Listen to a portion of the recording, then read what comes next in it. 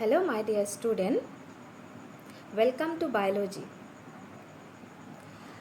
যিহেতু কৰোনা ভাইৰাসৰ বাবে গোটেই দেশতে লকডাউন চলি আছে আৰু যদি আমি নিজকে সেফ ৰাখিব বিচাৰো নিজৰ ফ্যামিলিকে সেফ ৰাখিব বিচাৰো তেতিয়া হলে আমি ঘৰত থকাটোৱে ভাল okay so stay home and stay safe.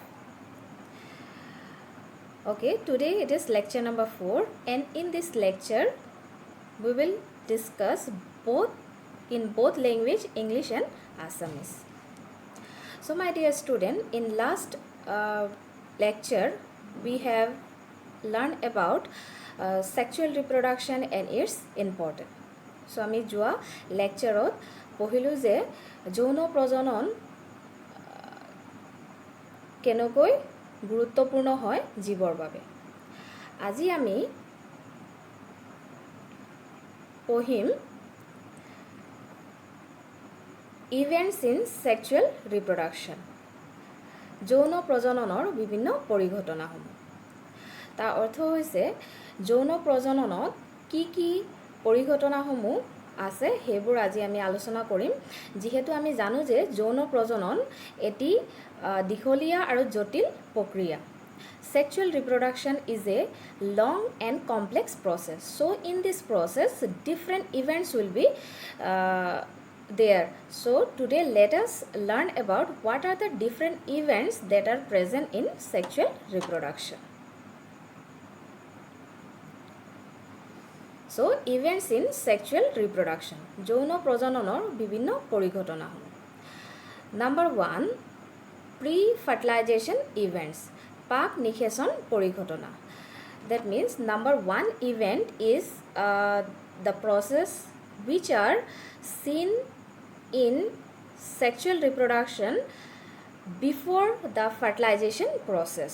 So that are named as pre-fertilization event. So পাক নিষেচন পৰিঘটনা তাৰ অৰ্থ হৈছে নিষেচনৰ আগত যি প্ৰক্ৰিয়া সংগঠিত হয় সেইবোৰকে আমি পাক নিষেচন পৰিঘটনা বুলি কৈছো. Number 2, fertilization event নিষেচন পৰিঘটনা. So in sexual reproduction the second event is fertilization event. That means during fertilization what are the changes that are seen in a organism.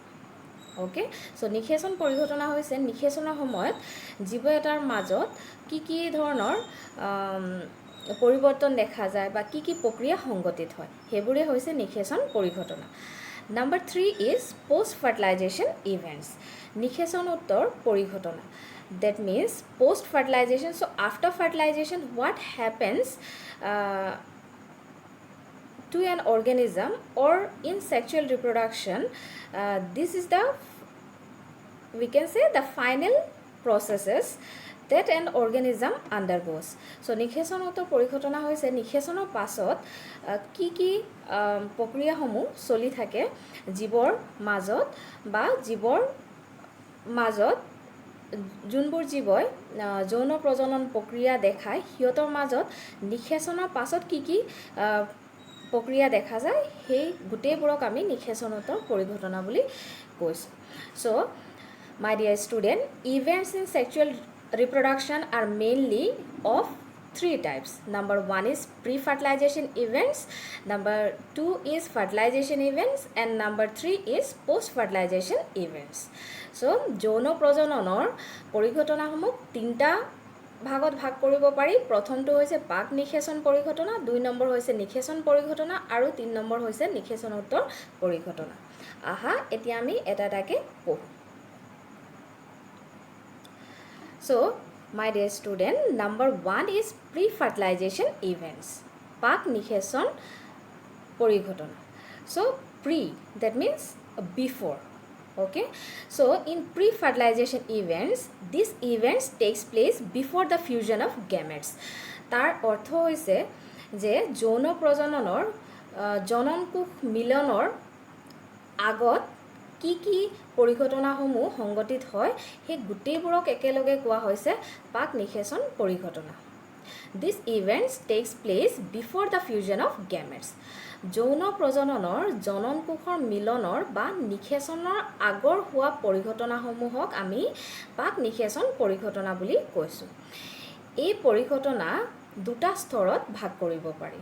So pre-fertilization events can be divided into two part, or we can divide pre-fertilization events into two part. Number one is gametogenesis, জনন কোষ গঠন, and number two is gamete transfer, জনন কোষ স্থানান্তৰণ. Okay, so we came to know that in pre-fertilization there are two events, gametogenesis and gamete transfer. তাৰ অৰ্থ হৈছে যে পাক নিষেচন পৰিঘটনা দুটা ভাগত ভাগ কৰিব পাৰি। প্ৰথমটো হৈছে জনন কোষ গঠন আৰু তাৰ পাছৰটো হৈছে জনন কোষৰ স্থানান্তৰণ। Okay, now let us see that what is mean by gametogenesis. So what is the meaning of gametogenesis বা জনন কোষ গঠন? জনন কোষ গঠন কাক বোলে বা gametogenesis আমি কাক ক'ব পাৰোঁ? So the process of formation of gametes is known as gametogenesis. So gametogenesis means the process of formation of gametes. The process in which gametes are formed are known as gametogenesis. জনন কোষ গঠন তাৰ অৰ্থ হৈছে যি প্ৰক্ৰিয়াৰ দ্বাৰা জনন কোষবোৰ সৃষ্টি হয় তাকে আমি gametogenesis বুলি ক'ব পাৰোঁ। So the gametes that are formed in this process of gametogenesis, they are always haploid and chromosome number is maintained by meiosis. Okay, so everybody understood that during the process of gametogenesis, whatever gametes are developed, they are always haploid, okay, and chromosome number is maintained by meiosis. So their chromosome number is maintained by which process? Meiosis. So last year we have learned about the process of meiosis, which is also known as reduction cell division. So during the process of meiosis cell division, what happened? The number of chromosome become half in an individual. Okay, so we came to know that during the process of gametogenesis, gametes are formed and these gametes are haploid. That means single in number. For example, if in an individual, for example human being, the number of chromosome that is present in human cell is 46 number. Okay, now 46 number means 23 pair. Now the number of chromosome that will be present in human gamete cell, okay, male gamete or female gamete, we can consider them. So male gamete or female gamete. In male gamete, if it is formed, then the number of chromosome will be 23. That is known as haploid. Okay, everybody understood? So তাৰ অৰ্থ হৈছে যে জনন কোষ গঠনৰ তাৰ প্ৰক্ৰিয়াত যিবোৰ জনন কোষ গঠন হ'ব সেই গোটেইবোৰ কি হ'ব? এগুণিত হ'ব আৰু সিহঁতৰ ক্ৰমজমৰ সংখ্যাবোৰ কিহৰ দ্বাৰা নিয়ন্ত্ৰিত হৈ আছে? মিয়োসিস কোষ বিভাজনৰ দ্বাৰা, যাক আমি ৰাসাত্মক কোষ বিভাজন বুলি কৈছোঁ। জনন কোষবোৰ ৰাসাত্মক কোষ বিভাজনৰ ফলত সৃষ্টি হোৱা এগুণীয় ক্ৰমজম অৰ্থাৎ এন ক্ৰমজম বিশিষ্ট কোষ। সো এই গোটেইবোৰত কি থাকিব? N number of chromosome. Okay, so আমি জানো যে ধৰি লোৱা উদাহৰণ আমি ল'ব পাৰোঁ মানুহৰ ক্ষেত্ৰত। মানুহৰ জনন কোষ এতিয়া পুং জনন কোষে হওক বা স্ত্ৰী জনন কোষে হওক, সেই জনন কোষবোৰত সদায় কি থাকিব? Haploid number of chromosome. তাৰ অৰ্থ হৈছে মানুহৰ কোষত থকা ক্ৰমজমৰ সংখ্যা হৈছে 46, কিন্তু জনন কোষবোৰত কিমান থাকিব? 23 নাম্বাৰ। ওকে, সো এই গোটেইবোৰ কোনে মেইনটেইন কৰিছে? কোনটো প্ৰক্ৰিয়া দ্বাৰা মেইনটেইন হৈ আছে? মিয়োসিস কোষ বিভাজন, যাক আমি ৰাসাত্মক কোষ বিভাজন বুলি কৈছোঁ। Okay, now variations are brought due to crossing over during meiosis cell division. So during the process of gametogenesis, it is seen that variations are brought due to crossing over during meiosis cell division. So meiosis কোষ বিভাজনৰ জিন বিনিময় বা পাৰংগতিৰ ফলত প্ৰকাৰণ সম্ভৱ হয় আৰু এই meiosis প্ৰক্ৰিয়াৰ দ্বাৰা দেখা গৈছে যে প্ৰকাৰণো সম্ভৱ হৈছে কিহৰ মাজত জনন কোষৰ মাজত জনন কোষৰ ক্ৰমজমত কি হৈছে প্ৰকাৰণো দেখা গৈছে okay so this are the different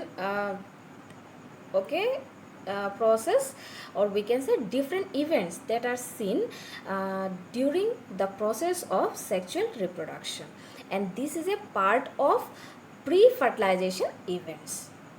Okay, so we came to know that in pre-fertilization events one process is known as gametogenesis. So what is gametogenesis? Formation of gametes, and gametes are always haploid in number and their number are always maintained by meiosis process, and due to meiosis process variation is seen in the gametes. Okay, so জনন কোষ গঠনৰ এই প্ৰক্ৰিয়াত কি হৈছে জনন কোষবোৰ সৃষ্টি হৈছে আৰু জনন কোষবোৰ সৃষ্টি হোৱাৰ লগে লগে হিয়তৰ থকা ক্ৰমজমৰ সংখ্যা সদায় কি হৈছে এগুণীয় আৰু প্ৰকাৰণ সম্ভৱ হৈছে কিহৰ দ্বাৰা মিয়োসিস প্ৰক্ৰিয়াত জিন বিনিময়ৰ দ্বাৰা ওকে সো এইখিনি হৈছে গেমেটোজেনেসিসৰ কথা বা জনন কোষ গঠনৰ সময়ত এইবোৰ প্ৰক্ৰিয়া বা এইবোৰ পৰিঘটনাসমূহ দেখা যায় সো এতিয়া আমি চাওঁ যে gametes can be of two types জনন কোষ দুই প্ৰকাৰৰ এক নম্বৰ হৈছে হোমোগেমেটস অৰ আইসোগেমেটস okay so gametes দুই প্ৰকাৰৰ বা gametes can be of two types. Number one is homogametes or isogametes যাক আমি সমজনন কোষ বুলি ক'ব পাৰো এতিয়া সমজনন কোষ বা isogametes বা homogametes তাৰ মিনিংটো কি হয় morphologically similar. That means male as well as female gametes are morphologically similar. They appears to be very similar to each other. Okay, so homogametes or isogametes বা যাক আমি সমজনন কোষ বুলি কৈছো হিয়তি কি হৈছে পুং আৰু স্ত্ৰী দুয়োটা জনন কোষে আকৃতিকভাৱে একে হয় ওকে তাৰ উদাহৰণ হৈছে এবিধ এলগি বা হেলাই ক্লাডোফোৰা আৰু এই চিত্ৰত দেখুৱা হৈছে যে ক্লাডোফোৰাৰ isogametes. Okay, so you can see the picture that both the male as well as female they resemble the same morphologically they are similar. Okay, so cladophora and algae is an example of homogametes. Clear? So now let us see the second type of gamete is heterogametes bihmo jonon koh. Now as the term hetero means there will be some differences, not similar but dissimilar. Okay, so heterogametes means morphologically distinct gametes. That means male and female are found in separate individuals. Okay, so or male and female gametes are dissimilar. They are does not look similar to each other. Clear? So bihmo jonon koh hoise আকৃতিকভাৱে পৃথক দুই প্ৰকাৰৰ জনন কোষ পুং আৰু স্ত্ৰী জনন কোষ এই দুটা কি হ'ব আকৃতিকভাৱে বেলেগ বেলেগ হ'ব উদাহৰণ হৈছে ফিউকাছ সো ফিউকাছৰ এটি চিত্ৰ দেখুৱা হৈছে যে ফিমেল গেমেট আৰু মেল গেমেট কেনেকুৱা হয় হিয়তি আকৃতিভাৱে কি হয় ভিন্ন হয় okay so both male gamete as well as female gamete you can see in the diagram that they both look dissimilar. Okay, they are not similar. If this kind of gametes are seen then we can call them heterogametes, whereas in the picture of isogametes of cladophore you can see both the male as well as female gametes both are similar. We cannot distinguish between them that whether which one is male or which one is female. So these are about gametes. Okay, so I hope that you have understood that gametes are of two types, homogametes and heterogametes. Clear? So সকলোৱে বুজি পালা যে জননকোষ হ'ল দুই প্ৰকাৰৰ এক number হৈছে সমজননকোষ সিহঁতি কি হ'ব দেখাত একেবাৰে একে থাকিব আৰু বিষম জননকোষ কি হ'ব সিহঁতি দেখাত পৃথক থাকিব পুং জননকোষ আৰু স্ত্ৰী জননকোষ দুটাই কি হ'ব বেলেগ বেলেগ থাকিব ক্লিয়াৰ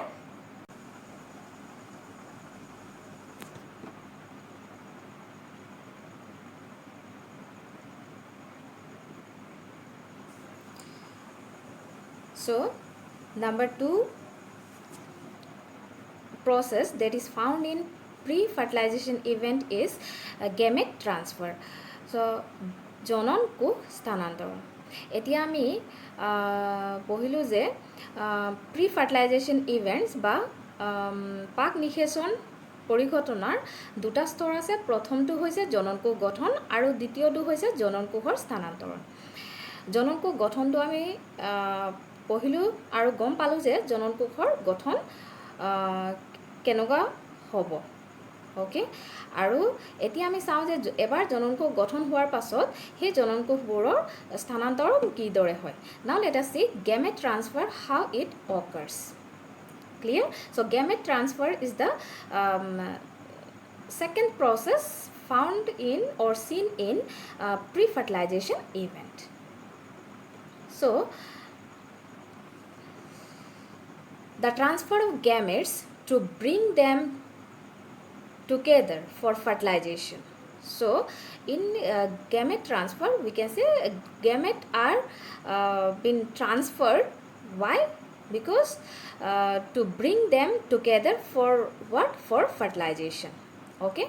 So, pung আৰু স্ত্ৰী জনন কোষ গঠিত হোৱাৰ পাছত সিহঁতৰ স্থানান্তৰণ প্ৰয়োজন কিহৰ বাবে নিষেচনৰ বাবে ক্লিয়াৰ সো নিষেচনৰ বাবে কি হৈছে পুং আৰু স্ত্ৰী জনন কোষৰ স্থানান্তৰণ প্ৰয়োজন হৈছে সিহঁতৰ য'ত আছিলে তাৰ পৰা সিহঁতক কি কৰা হৈছে একেলগ কৰা হৈছে কিহৰ বাবে নিষেচন প্ৰক্ৰিয়াৰ বাবে okay so next in most organism male gamete is motile and female gamete is non-motile okay so it is seen that in most of the organism male gamete is motile they can move clear whereas female gamete is non-motile so this thing you should remember that male gamete is motile whereas female gamete is non-motile clear so বেছিভাগ জীৱৰে পুং জনন কোষবোৰ কেশৰযুক্ত আৰু স্ত্ৰী জনন কোষবোৰ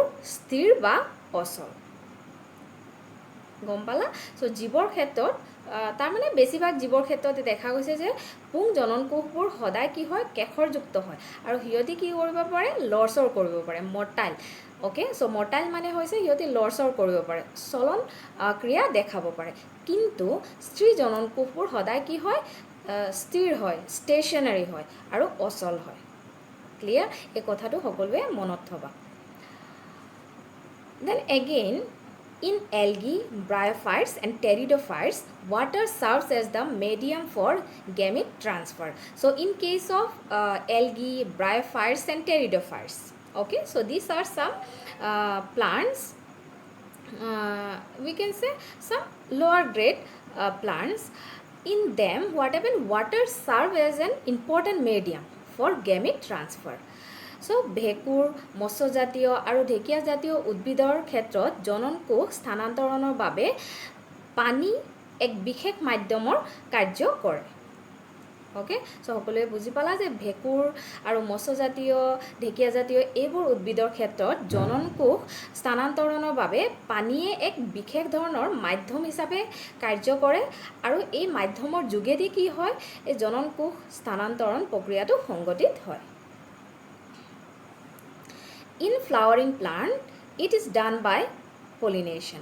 এতিয়া আমি যদি চাওঁ যে অলপ higher plants. So in higher plants, what happen? It is done by pollination. So in chapter 2, we will learn details about pollination. What are the different types of pollination? Clear? Okay. So সপুষ্পক উদ্ভিদৰ ক্ষেত্ৰত জনন কোষ স্থানান্তৰণৰ কোনটো প্ৰক্ৰিয়াৰ দ্বাৰা হ'ব পৰাগযোগ প্ৰক্ৰিয়াৰ দ্বাৰা clear so these are the different okay thing we should know regarding gamete transfer so don't worry In next chapter 2, we will learn details about how this thing happens in case of flowering plant.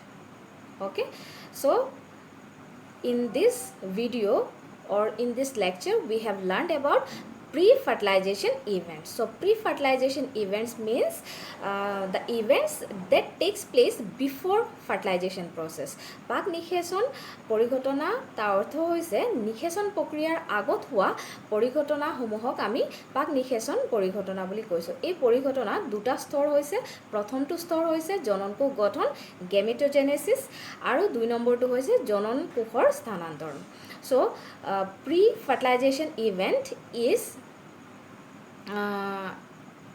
divided into two parts. Number 1 is gametogenesis and number 2 is gamete transfer.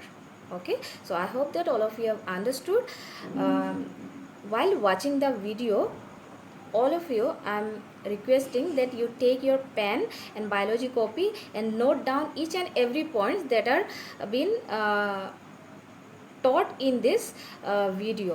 Different points have been shown in your screen, so please note down each and every points and go through that points. Clear? So in next video we will see that how fertilization events takes place in sexually reproducing organism.